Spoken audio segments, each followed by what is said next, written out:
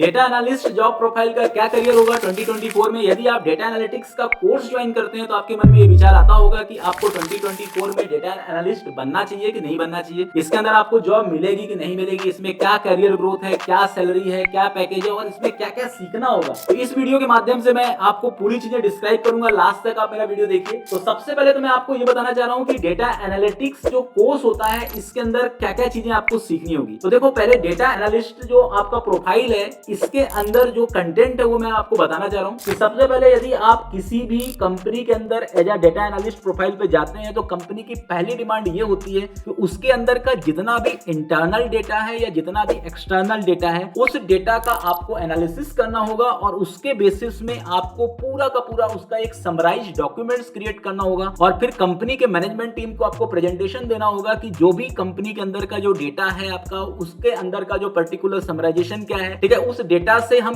अपने कंपनी को किस तरीके से उस डेटा का हम यूज कर सकते हैं, अपने कंपनी को किस तरीके से उस डेटा को प्रॉफिट दिला सकते हैं, ठीक है, उस डेटा को किस तरीके से हम एक प्रैक्टिकल लाइफ में इंप्लीमेंट कर सकते हैं, ठीक है, उसमें से डेटा क्लीनिंग भी आपको करना पड़ेगा, डेटा रेप्लिकेशन भी करना पड़ेगा, डेटा विजुअलाइजेशन भी करना पड़ेगा, डेटा ऑप्टिमाइजेशन भी करना पड़ेगा। तो डेटा एनालिस्ट जॉब प्रोफाइल में बहुत सारे वर्क आपको करने पड़ते हैं। तो ये सभी वर्क को करने के लिए आपको क्या क्या चीजों को सीखना पड़ेगा। तो सबसे पहले यदि आप डेटा एनालिटिक्स कोर्स ज्वाइन करते हैं तो सबसे फर्स्ट जो फेस होता है वो होता है आपका MS एक्सेल। क्योंकि 99% जो कंपनी होती है वो अपने डेटा को मेंटेन कैसे करती है, चाहे वो ट्रेडिशनल हो चाहे वो मॉडर्न हो, लेकिन उनका जो मेंटेन करने का सबसे बेटर सॉफ्टवेयर होता है MS एक्सेल। तो MS एक्सेल आपको बहुत डेप्थ में नॉलेज होना चाहिए। MS एक्सेल के अंदर आपको एडवांस एक्सेल और बेसिक एक्सेल इन दोनों को बहुत अच्छे से सीखना चाहिए। डेटा एनालिस्ट प्रोफाइल के लिए कॉमन टूल, ठीक है। सेकंड मैं आपको बताना चाह रहा हूँ SQL। बहुत सारी कंपनी में ऐसा होता है कि लोग डेटाबेस यूज करते हैं। डेटाबेस में मोस्ट ऑफ द कंपनियां माइक्रोसॉफ्ट SQL सर्वर यूज करते हैं, कुछ कंपनी MySQL यूज करती है, कुछ कंपनी Oracle यूज करती है। तो उनका पूरा का पूरा एक सर्वर होता है जिसके अंदर उनके कंपनी की पूरी इंफॉर्मेशन, फॉर एग्जांपल कोई कंपनी एप्लीकेशन सॉफ्टवेयर यूज कर रही है तो उसका पूरा का पूरा डेटा कहां पे रहेगा, डेटाबेस में रहेगा। अब as a data analyst profile आपका काम ये होता है कि उस डेटाबेस के अंदर जाकर के आपको कस्टमर के इंफॉर्मेशन को निकालना है और कंपनी को बताना है कि कौन से कस्टमर की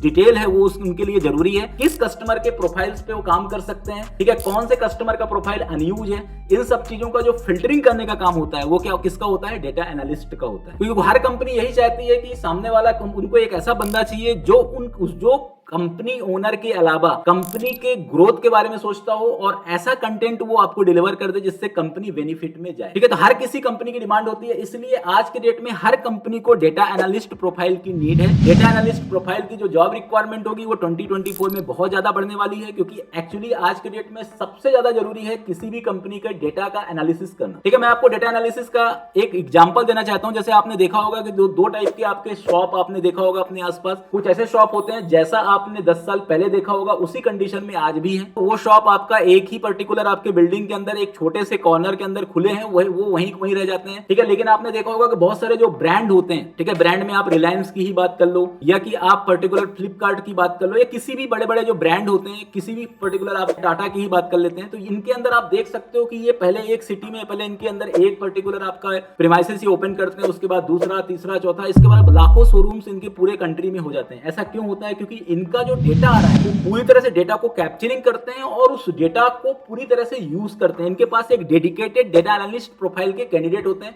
एक दो नहीं, इनके पास हजारों की पूरी टीम होती है। तो ऐसे ही आज के डेट में बहुत सारे स्टार्टअप खुल रहे हैं। स्टार्टअप के अंदर पहले क्या होता था, स्टार्टअप में सिर्फ सॉफ्टवेयर इंजीनियर प्रोफाइल पे ही रिक्रूटमेंट होता था, लेकिन आज के डेट में स्टार्टअप कंपनियां जितने भी हैं वो आईटी डोमेन के हो चाहे वो नॉन आईटी डोमेन के हो, उनको डेटा एनालिस्ट प्रोफाइल की रिक्वायरमेंट होती ही होती है। तो मैंने आपको डेटा एनालिटिक्स कोर्स के अंदर दो कंटेंट पहले बताया कि सबसे प्राइमरी कंटेंट आपका जो होता है वो MS एक्सेल होता है, सेकेंडरी कंटेंट आपका होता है SQL, ठीक है। इसके बाद तीसरा कंटेंट मैं आपको बताना चाह रहा हूं जो बहुत ज्यादा इंटरेस्टिंग कंटेंट है और इसमें कोडिंग की कोई भी रिक्वायरमेंट नहीं होती है, ठीक है। उस पर्टिकुलर टूल का नाम है पावर BI, ठीक है। पावर BI अभी मार्केट में बहुत चल रहा है। अकेला आप कुछ भी नहीं सीखते हो, सिर्फ आप पावर BI सीखते हो, वहां पर भी आपको डेटा एनालिस्ट की जॉब मिल सकती है। पावर BI पूरी तरह से एक्सेल के जैसा ही होता है, ये पूरी तरह से डेटा विजुअलाइजेशन पे काम करता है। इसमें आप अलग अलग तरीके के डेटा का समराइज फॉर्मेट अलग अलग ग्राफ के फॉर्मेट में डिस्प्ले कर सकते हो, इसमें डेटा रेंडरिंग कर सकते हो, डेटा ट्रांसफॉर्मेशन कर सकते हो, ठीक है, डेटा को आप अलग अलग पैटर्न के अंदर फॉर्मूला के अकॉर्डिंग आप डेटा को फिल्टरिंग कर सकते हो। ये सभी ऑप्शंस ये आपको डेटा से रिलेटेड देता है और मार्केट में ये सबसे ज्यादा पॉपुलर टूल्स है। तो इसलिए पावर बीआई भी आपको सीखना होगा। इसके साथ आपको बेटर कम्युनिकेशन स्किल्स होना चाहिए, आपको मैनेजमेंट स्किल्स का नॉलेज भी होना चाहिए, टीम कोऑर्डिनेशन स्किल्स भी आपके पास होनी चाहिए। तो यदि ये सभी चीजें यदि आप अच्छे से सीखते हैं तो आप डेटा एनालिस्ट के अंदर बहुत अच्छा करियर बना सकते हैं। ठीक है, डेटा एनालिस्ट के लिए कोई एजुकेशन क्वालिफिकेशन में टेक डिग्री की भी जरूरत नहीं है। यदि आप नॉन टेक बैकग्राउंड से बिलोंग करते हैं तब भी आप डेटा एनालिस्ट प्रोफाइल के लिए अप्लाई कर सकते हैं। ठीक है, डेटा एनालिस्ट के अंदर जैसे बहुत सारे लोगों को ऐसा लगता है कि इसके लिए बहुत ज्यादा आपको इन डेप्थ नॉलेज होना चाहिए, डेटाबेस का इन डेप्थ नॉलेज होना चाहिए, एसक्यूएल का इन डेप्थ नॉलेज होना चाहिए, पावर बीआई, ऐसा नहीं है। ठीक है, यदि कंपनी के अंदर आप एंट्री लेवल प्रोफाइल पे जाते हो तो इनका यदि आपको बेसिक नॉलेज भी है तो कंपनी के अंदर आप अप्लाई कर सकते हैं। और इसका सबसे बड़ा प्लस पॉइंट है, जैसे आप जावा डेवलपर्स की प्रोफाइल के लिए जाते हैं तो सिर्फ आप आईटी कंपनी के अंदर ही अप्लाई कर सकते हैं। यदि आप डॉटनेट डेवलपर के लिए जॉब ढूंढते हैं तो आप सिर्फ आईटी कंपनी के अंदर ही अप्लाई कर सकते हैं। डेटा एनालिस्ट एक ऐसी प्रोफाइल है जो टेक कंपनी से ज्यादा नॉन टेक कंपनियां यूज करती हैं, क्योंकि ये क्लाइंट साइड का वर्क होता है। आप पर्टिकुलर कोई सा भी कंपनी जैसे फ्लिपकार्ट हो गया, अमेजन हो गया, बड़े से बड़े जो मल्टीनेशनल कंपनी होती है वो भी डेटा एनालिस्ट प्रोफाइल के लिए हायरिंग करती हैं, क्योंकि आज के डेट में सबसे ज्यादा इंपॉर्टेंट क्या है, आपका डेटा। जिस कंपनी ने अपने डेटा पे वर्क किया है वही कंपनी आज के डेट में ग्रो कर रही है। जिसने अपने डेटा को कैप्चर नहीं किया, जिसने अपने डेटा को फिल्टर नहीं किया, जिसने अपने डेटा को रिकॉग्नाइज नहीं किया, वो कंपनी वर्क नहीं कर रही है, वो कंपनी धीरे धीरे मार्केट से गायब हो रही है। इसलिए हर कंपनी को ये पता है कि यदि उनके पास एक अच्छा डेटा एनालिस्ट प्रोफाइल का कैंडिडेट होगा तो उनकी कंपनी ग्रो करेगी। अब बात आती है सैलरी स्ट्रक्चर की। ठीक है, तो सैलरी स्ट्रक्चर की मैं यदि आपको बात करूं कि डेटा एनालिस्ट का जो इनिशियल सैलरी है वो 6 लाख है। आपको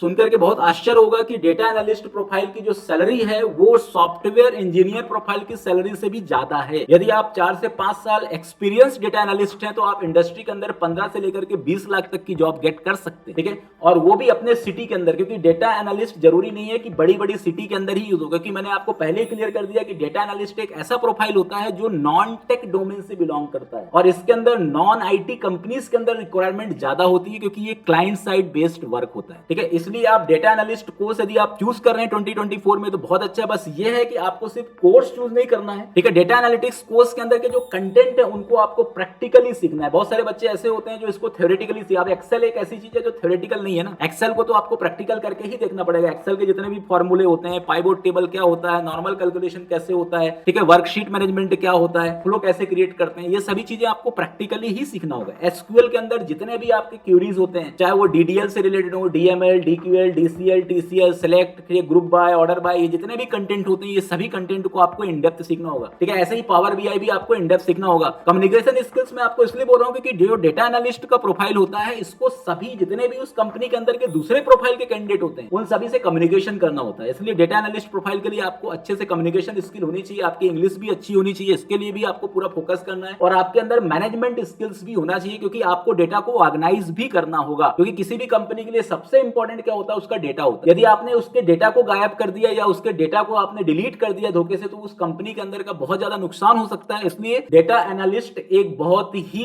रिस्पॉन्सिबल प्रोफाइल होती है किसी भी कंपनी के लिए। ठीक है, तो data analyst will be best for 2024। यदि आप डेटा एनालिस्ट प्रोफाइल के लिए अप्लाई करना चाहते हैं या लर्न करना चाहते हैं डेटा एनालिटिक्स कोर्स, तो बिल्कुल आप कर सकते हैं। Thank you.